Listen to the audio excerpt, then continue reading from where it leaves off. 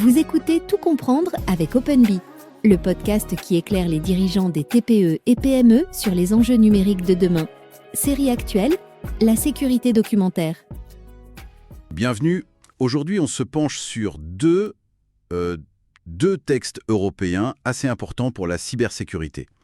La directive NIS 2 et le règlement DORA. Oui. On va essayer de voir ce que ça change pour les entreprises avec les infos d'OpenBee et puis comment des outils comme une solution GED peuvent aider là-dedans. Absolument. C'est un sujet, crucial. Les menaces sont de plus en plus sophistiquées, donc l'Europe, elle essaie de renforcer un peu les défenses. D'accord. Et NIS 2 et DORA sont vraiment au centre de ça.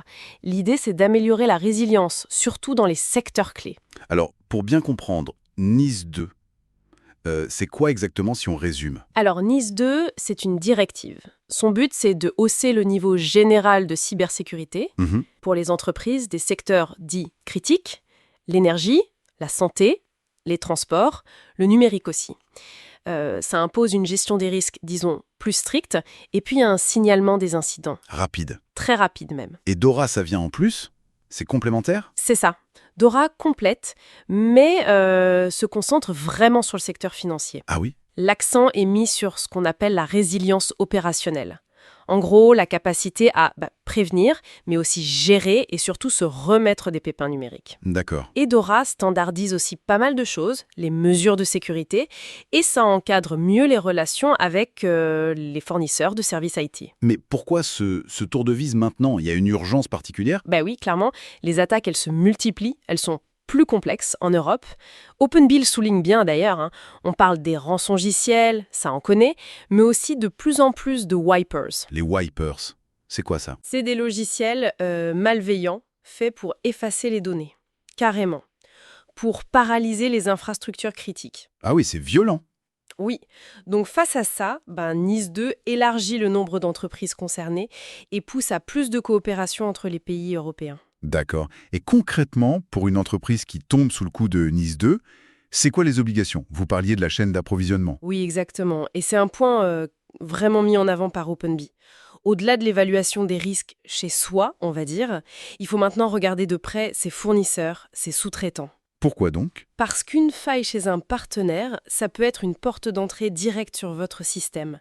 C'est de plus en plus fréquent, ces attaques via la chaîne d'approvisionnement. Donc il faut s'assurer que les partenaires sont sécurisés. Et puis il y a la détection et la gestion des incidents avec des délais de signalement très courts. C'est-à-dire ? 24 heures pour une première notification en cas d'incident majeur et 1 mois pour fournir un rapport détaillé. 24 heures, c'est extrêmement court. Ça demande une sacrée organisation, non ? Ah oui, c'est un vrai défi. Ça oblige à avoir des processus très clairs, très efficaces pour détecter et réagir. Et ça concerne qui précisément ? Quel secteur ? Alors NIS 2 fait une distinction. Il y a les secteurs à forte criticité, énergie, banque, santé, transport, infrastructure numérique, et d'autres appelés autres secteurs critiques. D'accord. Mais bon, l'essentiel, c'est que toutes ces entités, qu'elles soient très critiques ou autres, doivent mettre en place des mesures de gestion des risques et signaler les gros incidents. Et comment une entreprise peut faire pour se mettre en conformité NIS ? C'est quoi les étapes clés ? OpenBee insiste sur une approche vraiment globale. D'abord, bien sûr, évaluer ses propres risques. Définir des politiques de cybersécurité qui soient claires, comprises par tout le monde. La formation du personnel, j'imagine. Essentiel. Former le personnel, c'est crucial. Et puis, renforcer l'infrastructure technique, l'authentification multifacteur, le chiffrement. Et adopter une approche qu'on appelle Zero Trust. Zero Trust. Oui, en gros, ne faire confiance à personne par défaut, même à l'intérieur du réseau. Tout vérifier. Et, bien sûr, choisir des prestataires qui sont eux-mêmes fiables et sécurisés. D'accord, et c'est là qu'on en vient à des outils comme une solution GED. Exactement. Une solution GED, comme celle d'OpenBee par exemple, c'est un outil qui devient stratégique. Comment ça ? Ça aide directement pour la conformité en sécurisant la gestion de tous les documents, des informations sensibles. On parle de contrôle d'accès, renforcé avec l'authentification à 2 facteurs, le HTTPS. Oui. Ça aide à protéger la donnée elle-même. Le chiffrement, la gestion très fine de qui a le droit de voir quoi, la traçabilité pour savoir qui a fait quoi, et puis sécuriser les partages de documents vers l'extérieur. Le tout doit s'appuyer sur une infrastructure solide. OpenBee, par exemple, utilise les data centers d'Orange en France.